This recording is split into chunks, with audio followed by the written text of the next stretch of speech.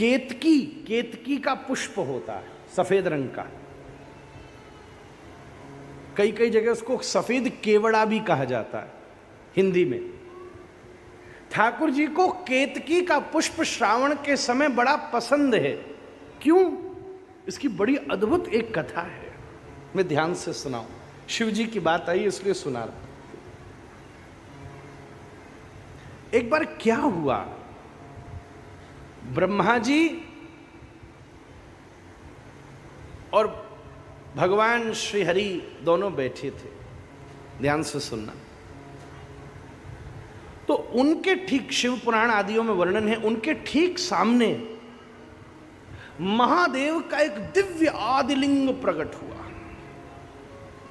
असीमित लिंग, शिवलिंग का एक अर्थ यह भी है जिसका कोई सीमा नहीं है, असीमित है, जो बाउंडलेस है।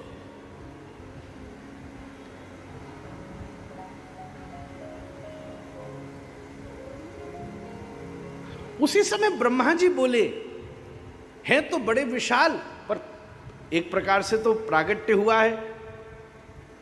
तो देवता बोले कि कितने विशाल हैं, इनका कोई और छोर नहीं है। तो ब्रह्मा जी बोले, और छोर क्यों नहीं है? बिल्कुल है, हम ढूंढ कर आएंगे और छोर। उसी समय ब्रह्मा जी और भगवान श्री हरि, इन दोनों ने ब्रह्मा जी के निर्देश पर भगवान ने एक दिव्य स्वरूप बनाया और कहा चलो इसका पूरा स्वरूप अवलोकन कर करके हम आते। तो उसी समय श्री ब्रह्मा जी ने उस दिव्य जो ज्योतिर्लिंग सामने खड़ा था, हंस का रूप धारण किया और उसके ऊपर की छोर में जाने लगे। और भगवान श्री हरि ने वाराह का रूप धारण किया और उसके नीचे के छोर में जाने लगे। वाराह नीचे खुदाई करता है, नीचे जाकर देखें कि ये कितना गहरा है। और उन्होंने कहा मैं ऊपर जाकर देखता हूं कि कितना बड़ा है। बहुत देर घूम करके श्री हरि वापस लौट आए और कहा भैया इनका कोई और छोर नहीं है।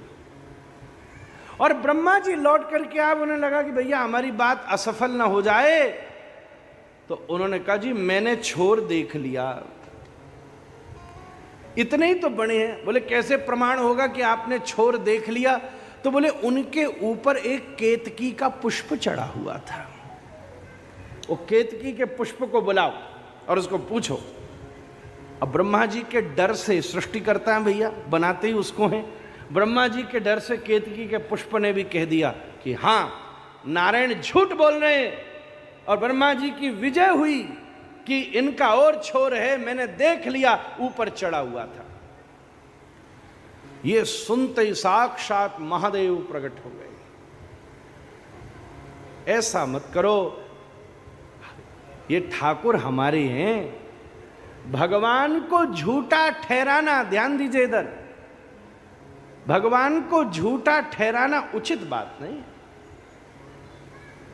केतकी तू सच बोल कि तेने भगवान का इसका और छोर देख लिया। वो घबरा गया।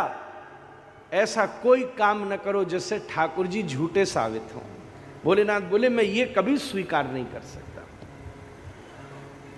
तूने ब्रह्मा जी के साथ मिलकर झूठ बोला, इसलिए जा, नारायण ही सफल है, इसका कोई और छोर नहीं है।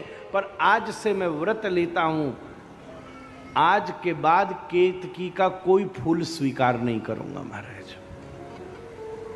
तो महादेव सावन के समय केतकी का पुष्प स्वीकार नहीं करते, महादेव के ऊपर उसका फूल चढ़ता ही नहीं है।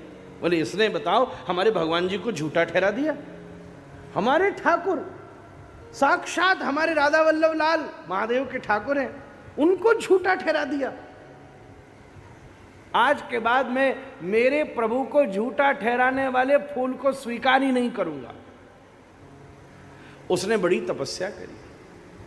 उसी समय नंदी महाराज और सब ने कहा भैया सुनो, महादेव तपस्वी और त्यागी हैं, पर ये केवल ठाकुर जी के लिए ही थोड़े सेंटिमेंटल हैं महाराज।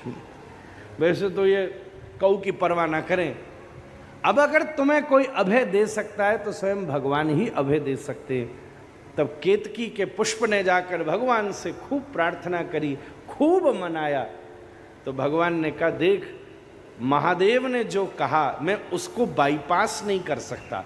दोनों की दोस्ती ऐसी है, उन्होंने जो तुझे दंड दिया है उसको तो मैं वापस नहीं लौटा सकता।